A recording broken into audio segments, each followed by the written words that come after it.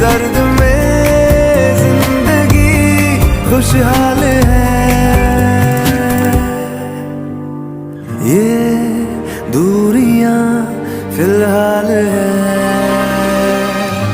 ओ खैरियत पूछो कभी तो कैफियत पूछो, तुम्हारे बिन दीवाने का क्या हाल है। दिल मेरा देखो ना मेरी हैसियत पूछो, तेरे बिन एक दिन जैसे 100 साल है। अंजाम है तय मेरा, होना तुम्हें है मेरा, जितनी भी हो दूरियां फिलहाल है।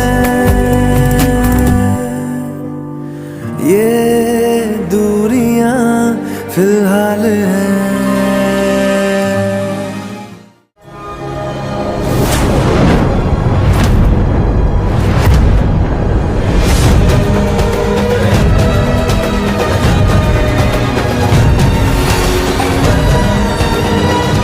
फिर लौट आए। अगर मेरा भविष्य खराब हो गया तो, अगर लोग मुझे असफल समझने लगे तो, मैं इन विचारों को रोक ही नहीं पा रहा। बुद्ध मुस्कुराए। उन्होंने कोई उत्तर नहीं दिया। उन्होंने पास रखा एक बड़ा पत्थर उठाया और आनंद के हाथों में रख दिया। इसे पकड़कर मेरे साथ चलो। आनंद ने पत्थर पकड़ लिया। दोनों जंगल के रास्ते पर धीरे धीरे चलने लगे। कुछ ही मिनटों में आनंद के हाथ भारी होने लगे। उसने सोचा, शायद थोड़ी देर और सह लूं। लेकिन समय बीतता गया। 10 मिनट बाद उसकी उंगलियां कांपने लगीं। 15 मिनट बाद कंधे में दर्द शुरू हो गया। 20 मिनट बाद उसके चेहरे पर पसीना आ गया। आखिरकार वह रुक गया और बोला, भगवान, अब यह पत्थर मुझसे नहीं उठाया जा रहा। बुद्ध ने पूछा, क्या यह पत्थर पहले से भारी हो गया? आनंद बोला, नहीं। तो फिर दर्द क्यों बढ़ गया? आनंद कुछ क्षण सोचता रहा, फिर बोला, क्योंकि मैं इसे लगातार पकड़े हुए हूं। बुद्ध मुस्कुराए। यही तुम्हारी चिंता है।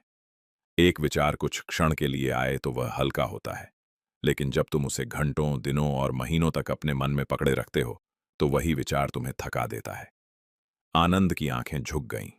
बुद्ध आगे बोले, समस्या हमेशा तुम्हें नहीं थकाती, समस्या को छोड़ न पाने की आदत तुम्हें थका देती है।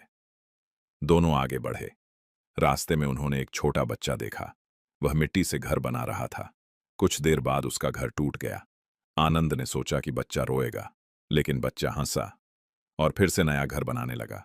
बुद्ध ने पूछा, तुमने क्या देखा?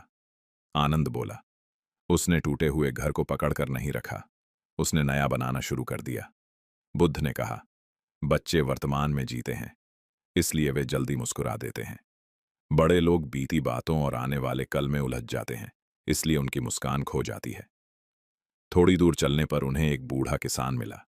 उसकी फसल बारिश से खराब हो चुकी थी, फिर भी वह खेत की मिट्टी तैयार कर रहा था।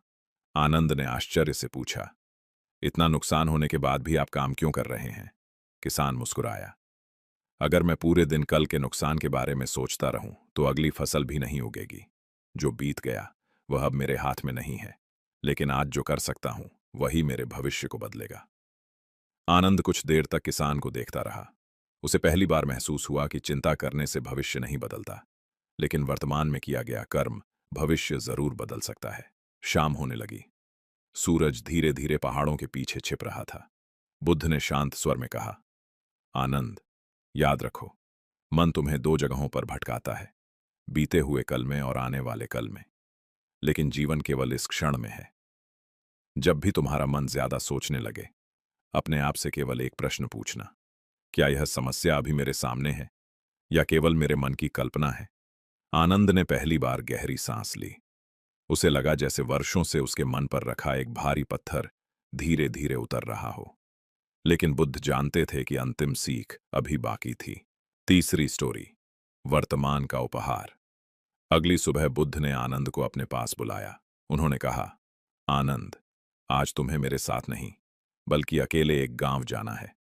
वहां लोगों को ध्यान से देखना और शाम तक वापस लौट आना। आनंद बिना कोई प्रश्न किए चल पड़ा। गांव पहुंचते ही उसने देखा कि एक कुम्हार मिट्टी के घड़े बना रहा था। अचानक उसका हाथ फिसला और एक सुंदर घड़ा जमीन पर गिरकर टूट गया। आनंद को लगा कि